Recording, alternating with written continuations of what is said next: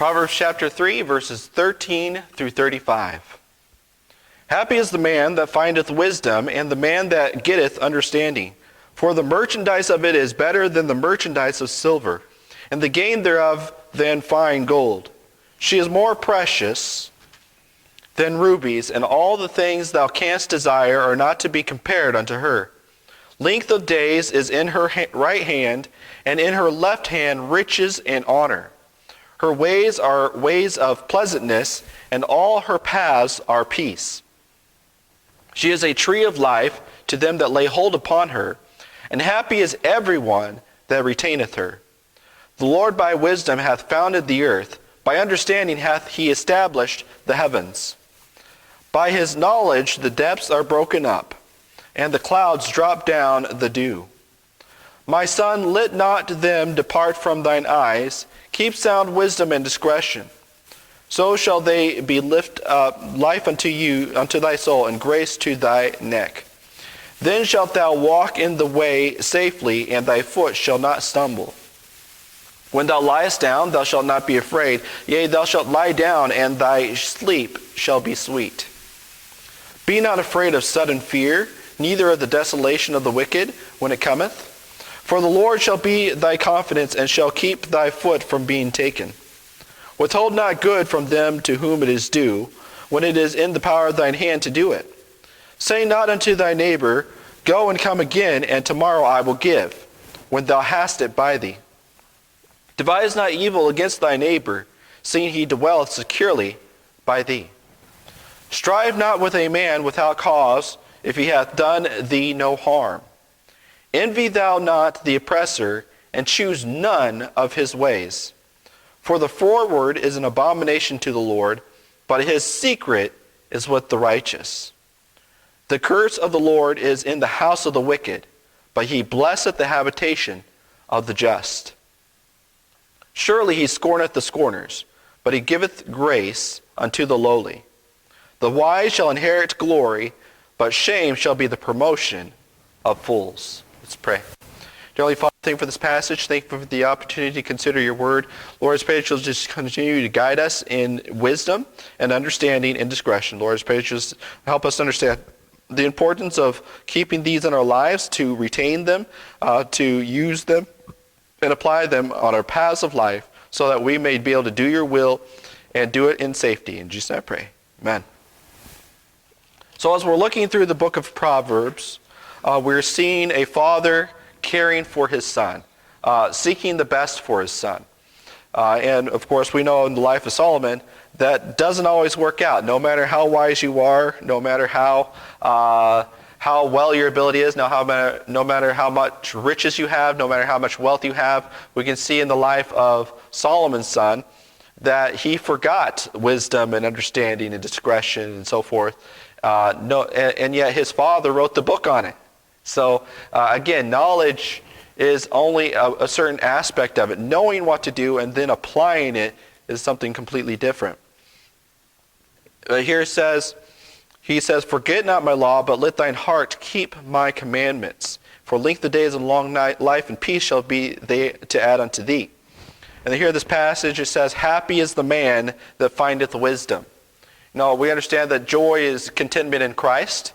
We understand that joy can get us through any situation. But the word happy is one of happenstance, one of your life's situations. Here we see that if you gain wisdom, your life situation will be a happy one. In other words, not one of, no, it doesn't say absolutely without struggle or without sorrow or without anything, but in general, your life situation will be a happy situation. You'll have a happy life, your happenstance in life. And this is the important thing for people especially to understand, is that a lot of your life situation is based upon you. You know, a lot of the percentage is based upon the way you respond and the way you have discretion in your life, the way you react towards other people. Yes, there are sorrows, there are burdens that come with being a Christian. There are sorrows and burdens, and there are struggles, and there are conflicts that come with just daily life, just being human, just national situations, international situations, just in general everyday life. Natural disasters affect everybody equally, if you will. They have no discretion, if you will. But in general, your happenstance will be one, if you have wisdom, will be a stance of happiness. Wisdom will not bring you sorrow. Wisdom will not bring you horribleness. Wisdom will not bring you mockery or shamefacedness. It will not bring you those things. When those things come, you can be happy in those things because you have wisdom. Your demeanor can continue to be happy in those happenstances because you have the knowledge and the ability to go through them. You think of somebody who has a broken car. Someone who has the knowledge and wisdom and understanding of how to fix a car quickly with like a piece of wire, perhaps, maybe a fuse blew. And you had no understanding on how to fix a car, and then that fuse blows, what happens? In your happenstance, you are sorrowful, you are grieving, you are struggling. Why? Because now you have no car, now you need to find a mechanic, now you have to do all these things in your life. But a person with a little bit of wisdom takes a little bit of a wire, puts those two pieces together, goes to the store, and while he's picking up the bread and milk and whatever for his normal daily life, he grabs a couple of fuses, plugs it in, and he continues to be happy. Nothing really changes in his life. Oh, by the way, a fuse blew on the car. Oh, well. You see, a little bit of wisdom and understanding on how a fuse works and what happened with this caused his life situation for that day to continue to be happy. Why? He had wisdom, he had understanding, he had quick ability to take care of the situation. Somebody who had that little bit of understanding that a fuse is just a piece of wire, a 2-inch piece of wire, that person now has hundreds of dollars in debt. That person now needs to find another vehicle. That person now, why? Because they did not have the wisdom needed for the situation. When you understand the importance of wisdom, your life situation in general will be much more happy. You'll be less disturbed. You'll be less perturbed. And you'll be enjoying your life rather than being upset on every little thing that comes your way. Your happenstance will be one of joy because your happenstances are not things that you cannot cope with because you have wisdom. Happy is the man that findeth wisdom and the man that getteth understanding. Why is all this stuff happening to me? Woe is me. Oh, I know why that's happening. Oh, well. You know, it's the difference between having understanding of a situation and not understanding the situation, and just your happenstance is one of sorrow and struggle when only a little bit of wisdom can bring joy for the whole life. A lot of people, they go into struggles. Oh, I don't know what's going to happen to me after I die and all these things. But yet a little bit of wisdom of understanding the Lord died for you, give you eternal life as a free gift, gives you peace and something to look forward to in the afterlife. A little bit of wisdom could go a long way to making you a happy person. Happy is the man that findeth wisdom. That will be your continual state. Somebody who is wise is not one who's continually in sorrow and struggle and fear and pain and distraughtness, because they understand what's happening. They understand life is not full of a bed of roses. You see those Christians who thought that once they got saved, everything wonderful would happen to them, and then struggles come along, and now all of a sudden they're sad and they don't understand, and why is God doing this to me? I've been a good person, and they don't understand. But if you understand, yes, struggles will come my way, but God's given me the ability to deal with each one that comes along. And it's almost as if nothing. You can waste away your whole day and hundreds of dollars in debt for but a 2-piece of wire for 2 seconds. Inconvenience for 2 seconds becomes a whole day situation because you did not gain enough wisdom. Happy is the man that findeth wisdom and the man that getteth understanding. Don't go through life allowing things to happen to you. Go through life being able to take care of the things that do happen. For the merchandise of it is better than the merchandise of silver. A little bit of wisdom can save you hundreds of dollars versus finding a silver dollar on the ground. Oh, I just happened to find a silver dollar. Dollars. You can find the and find it for all it's worth. The wisdom. For the merchandise of it is better than the merchandise of silver, the gain thereof than fine gold. A little bit of knowledge can go a long way. A little bit of knowledge is worth more than having all this money. You think about the people that had no knowledge and they went and won the lottery, and then a year later they're broker than when they won the lottery. Millions of dollars got out. Why? Because they had no wisdom. They had no understanding on how to use money.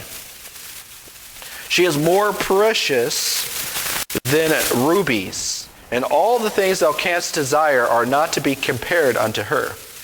Why is it that America spends so much money on an education system? Well, besides the fact of the issues with the education system and the colleges and all these different things, why is it that we feel that it's important to spend all this public money to bring somebody from pre-K for 12 years, so probably about 18 years of their life, we're paying all this expenses, public people, to educate the person. Then we want 4 years of undergraduate college, and then another 2 years of master's, and another 2 years of this graduate degree, and then a doctorate and all this stuff. Why are we subsidizing that? Why? Because it's the getting of wisdom. The industry, the facilities, the things that works on, the things that make society what society is knowledge and wisdom. The things that can bring us from 100 years of horse and buggy to being on the moon in 1964, wisdom. That's the value of wisdom. They felt it was worth to spend all that money, which the getting of it, is just momentarily. But that knowledge lasts a lifetime, and it builds upon each other from horse and buggy all the way to the moon within a few short years. That's what knowledge and wisdom can do for a society. Think of what it can do for each individual. It says, cannot be compared unto her. The value of all that money poured into education cannot be compared unto what wisdom and understanding that they've gotten from that education. It says, length of days is in her right hand. So you're going to live a long life. You get wisdom, you understand how diets work, you understand how medicine works, you understand how nutrition works, you understand all that stuff, and you can live a long time just by natural health. You understand how society works, you understand how your neighbors work, and how that you shouldn't steal from them or trespass on their property if they got a shotgun. You're going to have a long life. If you're not so smart and you want to trespass the guy or beat up the guy who's stronger than you and you have no discretion, and you're not going to live a long life. You're going to get beat up. You're going to get thrown to the curb, and this dog-eat-dog world is going to destroy you. Length of days is in her right hand, and in her left hand riches and honor. Riches and honor. You don't need to win the lottery if you have wisdom. It will give you length of days. You'll have plenty of time to get what you need. And riches and honor, in the other hand, it will get you where you need to be, and it will be in an honorable way. You don't have to cheat your way into those riches if you have wisdom. Her ways are ways of pleasantness. It's a pleasant life to have wisdom. I don't have to worry about how to take care of things because I have wisdom. I have knowledge, I have the ability, I have the forethought. Somebody with street smarts, for example, they don't have to worry about having a miserable life. The dog-eat-dog world of the society will not chew them out and spit them out. Why? Because they know how to operate within it. Her ways are pleasantness. You can have a pleasant life no matter where you are, in what situation, because it can be pleasant.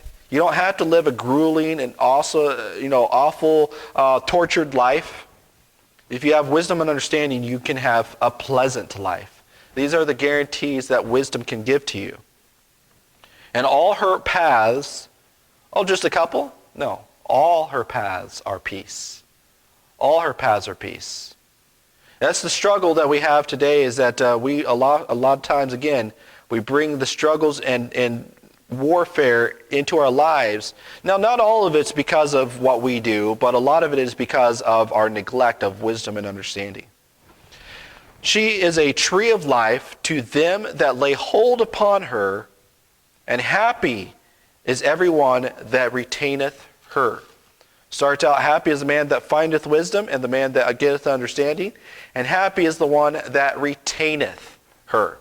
Now, what we were talking about before is like hear the word and keep it from this morning's message. Those that hear the word but don't keep it.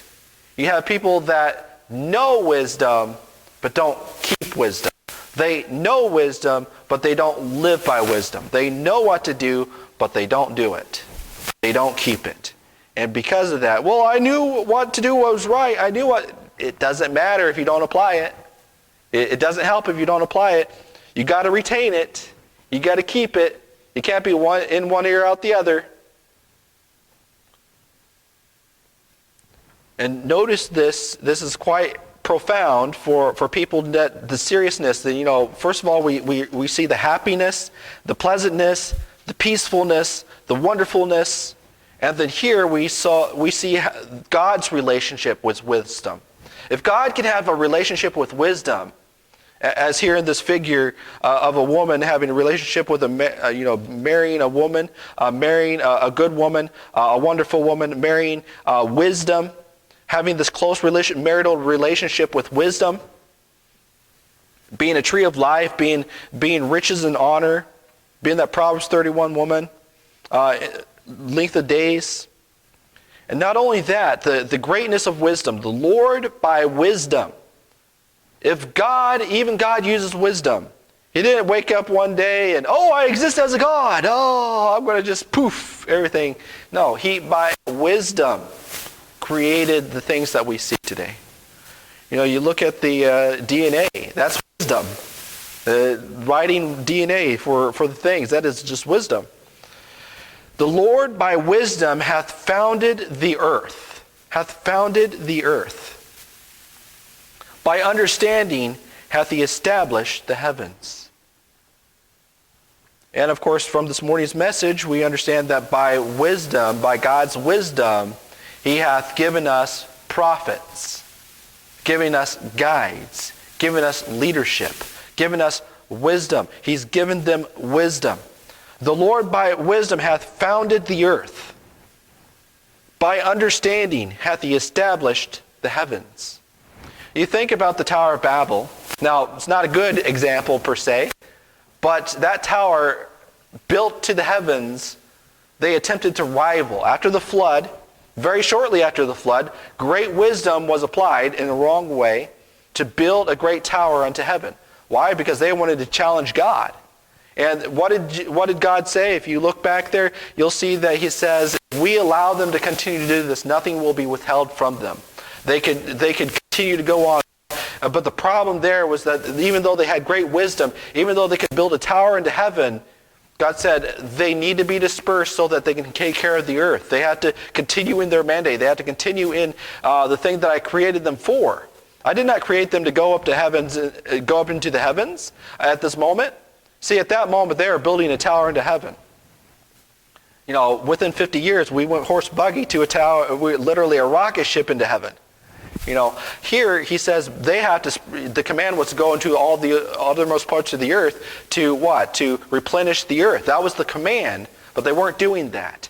And it wasn't that they weren't allowed to go to heaven necessarily, but the fact was that they, at that time, had to spread about the whole earth. Once they were spread about the whole earth, God finally says, okay, now you can kind of play with your little rocket ships and go to the moon and step foot on it and see what you can do with your great knowledge. But we need to understand, by that, by wisdom hath founded the earth, by understanding hath established the heavens. By wisdom.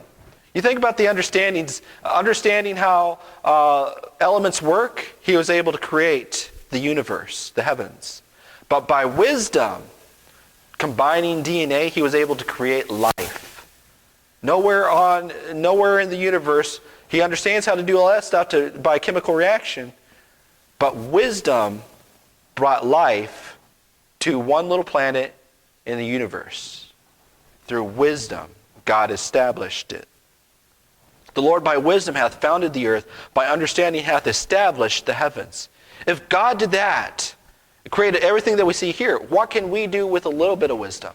About a grain of a mustard seed, if you will. My son, let them not depart from thine eyes. By the knowledge the depths are broken up and the clouds drop down their dew. So the life cycles and stuff. My son, let them not depart from thine eyes. Keep sound wisdom and discretion. Whenever you see with your eyes the things that God did by wisdom, and God retaining that, and God maintaining that with his wisdom, you need to say, hey, I need to keep that for myself as well. I need to do that for myself as well. Just as God makes everything work together for good, I need to be able to do that as well. I need to be able to retain that same wisdom for myself, to use, to be part of that. God created that for me to be part of it. By his knowledge, the depths are broken up, the clouds drop down their dew. My son, let not them depart from thine eyes. Keep sound wisdom and discretion. You see, the Tower of Babel people, they didn't have sound wisdom. They should have followed the Lord.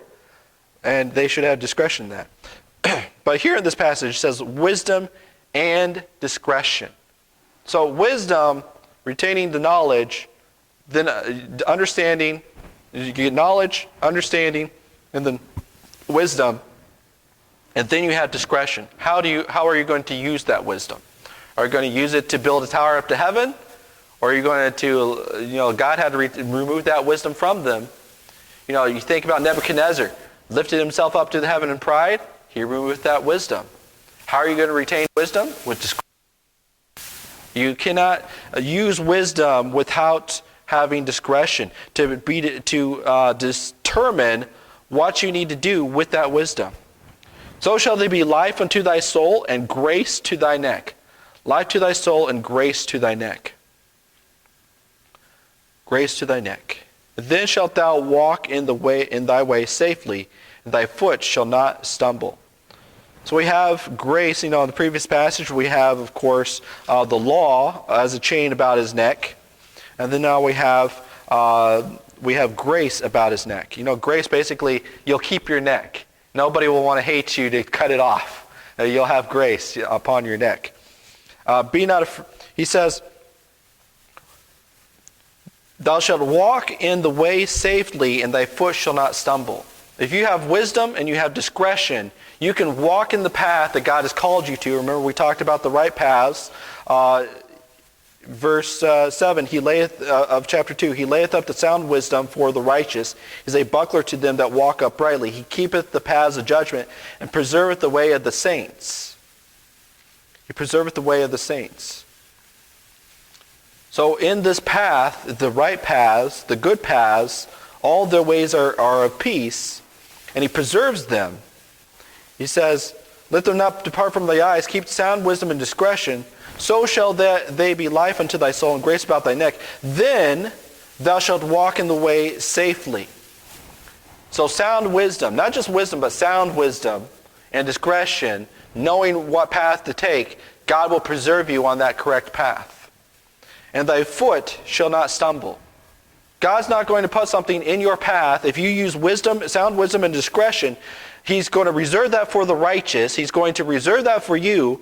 And as you go down that path, though you may, here it says that your foot will not stumble. You'll not deviate if you have wisdom and discretion. It's so easy to deviate if you are looking other ways. If you're not keeping your eyes focused on them. Keep your eyes, let them not depart from thine eyes. So oftentimes people are on that path and they let wisdom and discretion depart from their eyes. Don't let it depart from your eyes. Keep focused on where you need to go. Be not afraid of sudden fear. When thou liest down, thou shalt not be afraid. Yea, thou shalt lie down, and thy sleep shall be sweet.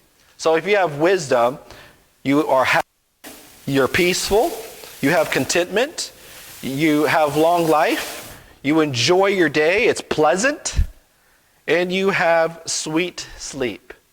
You're not in fits, you're not in rages. Why? Because you know God has your path, God has your back, you're not going to stumble, you're keeping focus, you're going the way you need to do. Sound wisdom and discretion is keeping you on the path that God has set for you, and you can sleep sweetly and soundly because you know you are doing what is right. He says, be not afraid of sudden fear, neither of the desolation of the wicked when it cometh. When it cometh. See, there's a desolation, there's a fear. See, the wicked person, he may have riches, he may have power and all these different things for a moment in time, but what is he always doing? Wondering if somebody's going to come and take it away from him. Wondering, I was talking about a neighbor in our area. Yeah, there's hobos and different things going around, taking things, odds and ends. But like they have these keep out, no trespassing, stay away from my stuff. They have a great fear that somebody's going to come and take their possessions. They have no contentment. Now, obviously, you want to keep your doors locked or whatever, but you understand that you don't have to worry about those sort of things. You don't have to worry about whether or not the hobo is going to come and take your stuff, your trinkets. You can have sweet sleep. You don't have to be afraid of sudden fear. You don't have to worry that somebody's going to burst into your house because they don't like you. Back in the day when people tried to steal things from each other and you made enemies because you were mean and rough and tumble and the person with and everybody wants to fight each other. That's not out of wisdom. That's out of fear. That's out of somebody who wants to take my toys. It says, when that desolation comes, it won't be coming for you. It'll be coming for somebody else. Again, we lived in a rougher neighborhood, but it happened to be the people that got beat up, the people that got shot up, they all knew each other. They were all related. They all had attitudes towards each other. The stranger that lived in the house next to them, perfectly fine. Why? Because there was no attitude. There was no, I'm bigger than you and I hate your mama and all that stuff. We didn't have to worry about it. We could live in peace and sound sleep. Why? Because they weren't after us. We weren't picking fights. We had sound wisdom and discretion. We're going to be careful what we do in the neighborhood, But a lot of people aren't that way. They want to pick fights. They want to create drama. They want to stick their nose where it don't belong, and then they're wondering if somebody's going to have some retribution. When thou liest down, thou shalt not be afraid. Yea, thou shalt lie down, and sleep shall be sweet. Be not afraid of sudden fear. Don't worry about sudden fear. You won't need it because you'll have grace with God and man. Neither with desolation of the wicked when it cometh. For the Lord shall be thy confidence, and shall keep thy foot from being taken. Again, back from the previous chapter, what we just read. He keepeth the paths of judgment, preserveth the way of his saints. Withholding, he says, for the Lord shall be thy confidence, and shall keep thy foot from being taken. Well, that's good, but how do I apply that? In this chapter, of course, the first part of the chapter is about being in good reputation with God and man, with God, with your character, having mercy and truth, not forsake you, find favor with good understanding in the sight of God and man. If you keep the commandments, trust in the Lord, and tithe and do all those things that, focus on being a good godly character before God, and then keeping wisdom for yourself, and then also verse 27, now it is with man, as your neighbor, as yourself. If you think about this chapter is going along the pattern of the great commandments. Love the Lord thy God with all your heart, soul, and mind. And that's what it's talking about the very first part here. And your neighbor as yourself. So the first part's about loving God, your relationship with God, up to verse 12.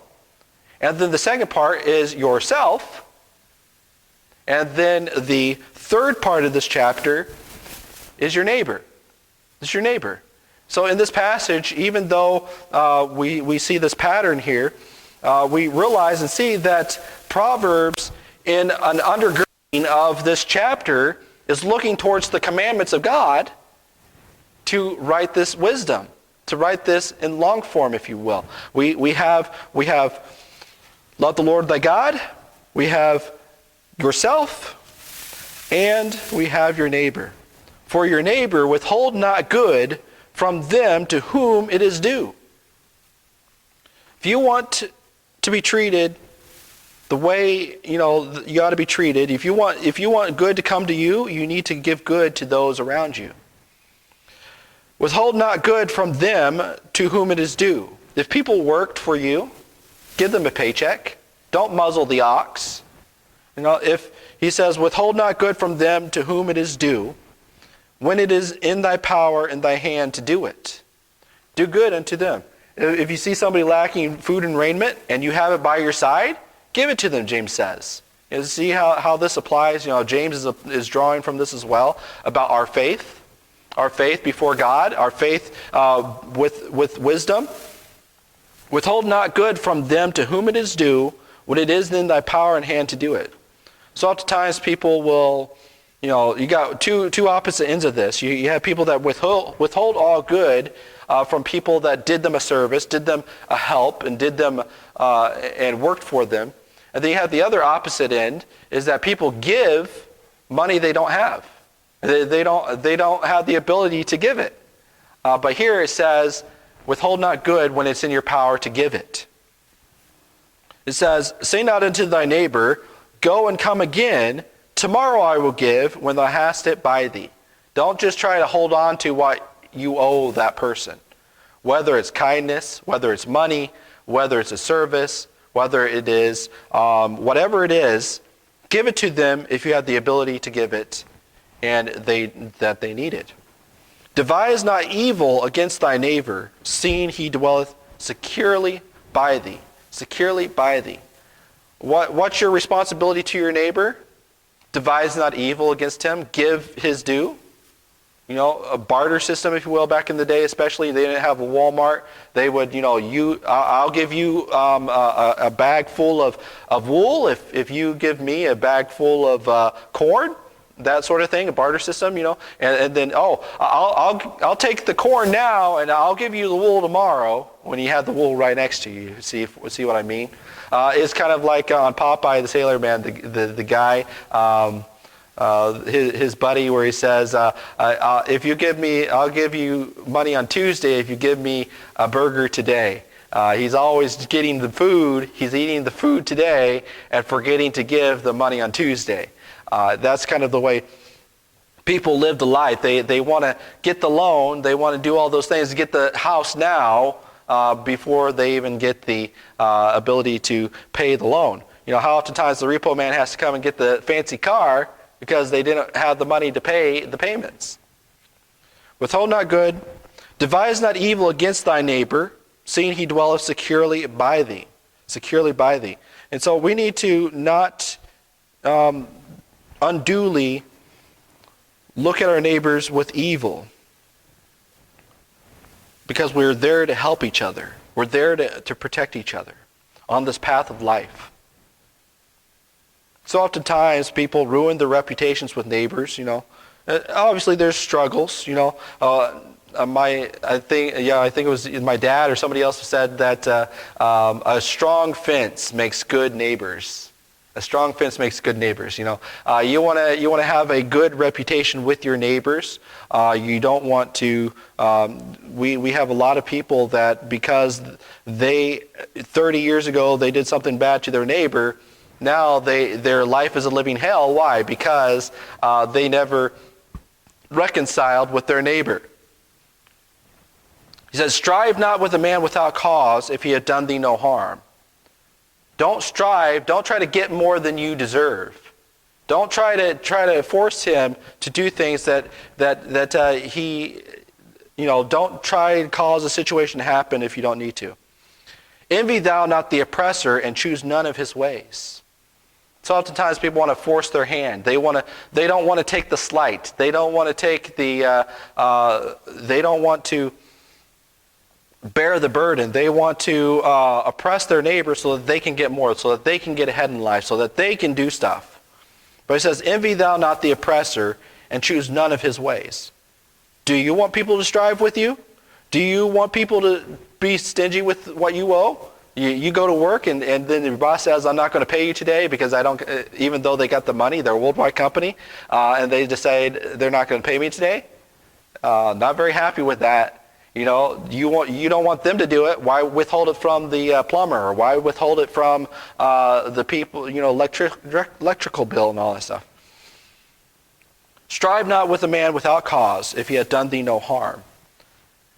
Notice there, a lot of times people look for things to fight about and to argue about. Here it says, if he's done you no harm, don't strive. It doesn't say don't strive, but it says if he done thee no harm. You have the right to defend yourself, but don't go about trying to attack others and to take what they have. Envy thou not the oppressor, and choose none of his ways. We don't want to be oppressed. Nobody likes being oppressed. Why would you then go and oppress somebody else? Don't do that. He says, for the forward is an abomination to the Lord, but his secret is with the righteous. So we see here forwardness. What's forwardness? Being stingy with your goods, devising evil against your neighbor, striving with people without cause, without reason, hating people for no reason, envying the oppressor. Look at what that person got. He's beating up people. Why can't I go beat up people? He's taking stuff. Why can't I go take stuff? He's doing this. Why can't I do it? We don't want that happening to us, so we shouldn't be doing it to others.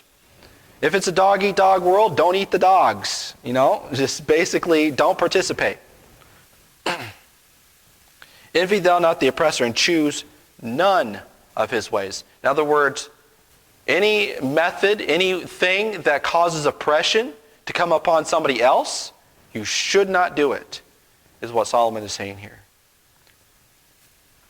Envy not the oppressor, and choose none of his ways. Why? Because you are forward and you participate in any of those things, you become an abomination to God. Oh, wait, not just kind of like, a lot of people think, well, I can do these things and I can get away with it because there's no God. But if you become an abomination to God, what does God do? The curse of the Lord is in the house of the wicked. You'll bring a curse upon yourself.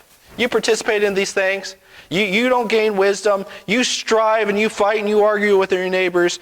You withhold good from those whom it is due. You devise evil plots against neighbors and friends and family and things to get your due.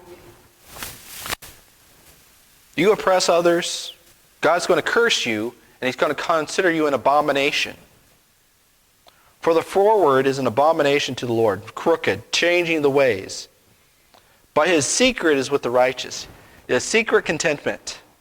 You know, those who have wisdom, those who have the righteous, and they're preserved on the path, you know, kind of that contentment where you have a secret. It's like, I got a secret, I got a secret. You know, that's the way it is with salvation.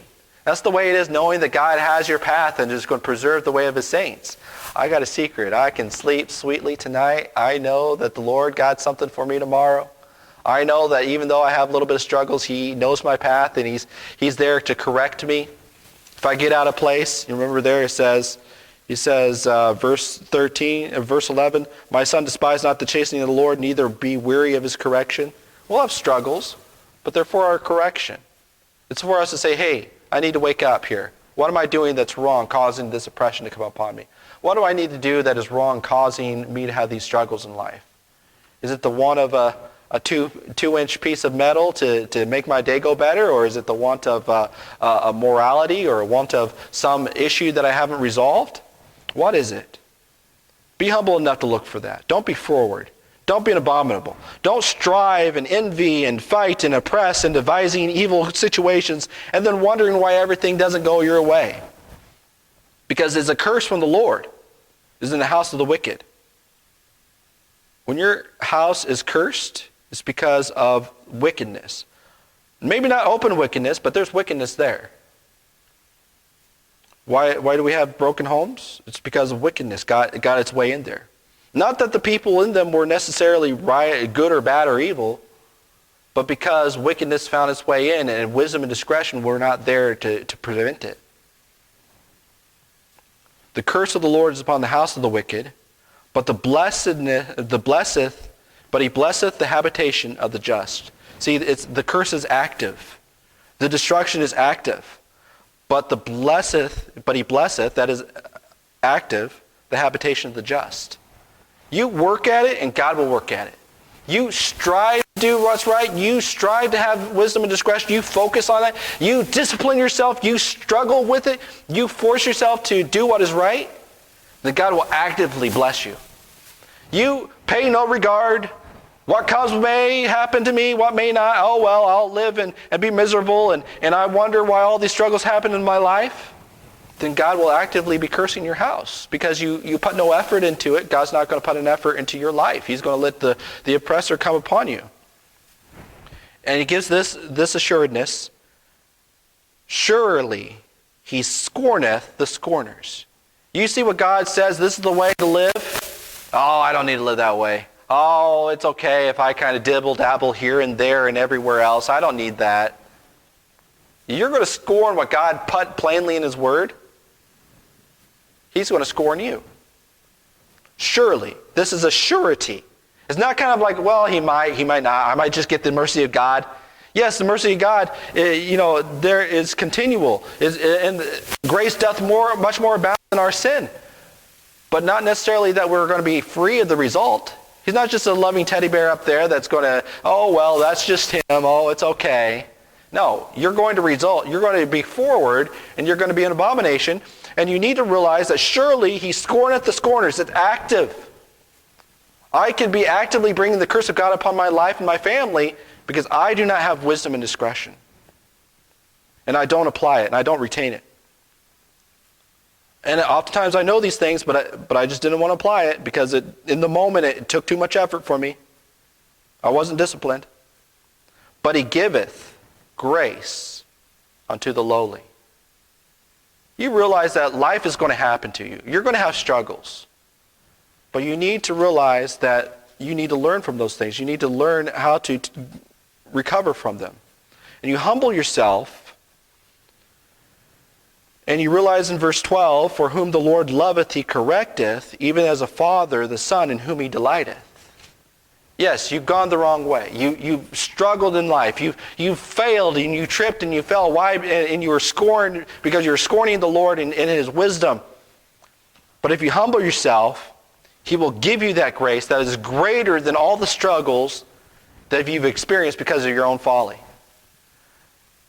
You see, you don't have to stay on that path of struggle and torment and horror and that active curse and abomination from the Lord. You can recover from that if you just get lowly. He giveth grace unto the lowly. It's an active thing. The moment you're lowly, the moment you get the grace. And it's greater than anything that you've gone before. He says here, the wise shall inherit glory, but shame shall be the promotion of fools. You continue on that path, and it will promote. You start down lowly. Oh, it's just one little error. It's only one little thing. Oh, I got that one little thing. It's a permanent part of my life now. It's a struggle. It's a scar. I'm never going to be able to get rid of it. But, this other thing is okay. Promotion. Just as you get a promotion for doing a good job at work, fools will be promoted in the abomination of the Lord. You continue on that path, you'll be destroyed. But if you get lowly, you'll inherit glory. It doesn't say you'll get a better life. You'll recover from all your struggles. See, fools oftentimes, a lot of Christians will become fools in their life, promoted to greater abomination, promoted to greater struggles, promoted to greater things in their life. And those things aren't going away. The scars are real. The emotions are real. The mentality is real. But there's still a salvation. There's the wise. If you get wise, you'll get glory. What does it say? Inherit glory. It doesn't say you get it then, or that you'll recover from all those things now, but you'll inherit glory. When you die, when you fall off the path, when you finally reap the results of your foolish life, if you get lowly, you'll inherit glory. Doesn't mean you'll have perfect. You've already messed that up, but you'll get glory. But if you continue on that, you'll just the fools will continually be promoted in that torment, in that torture, till they get off of it.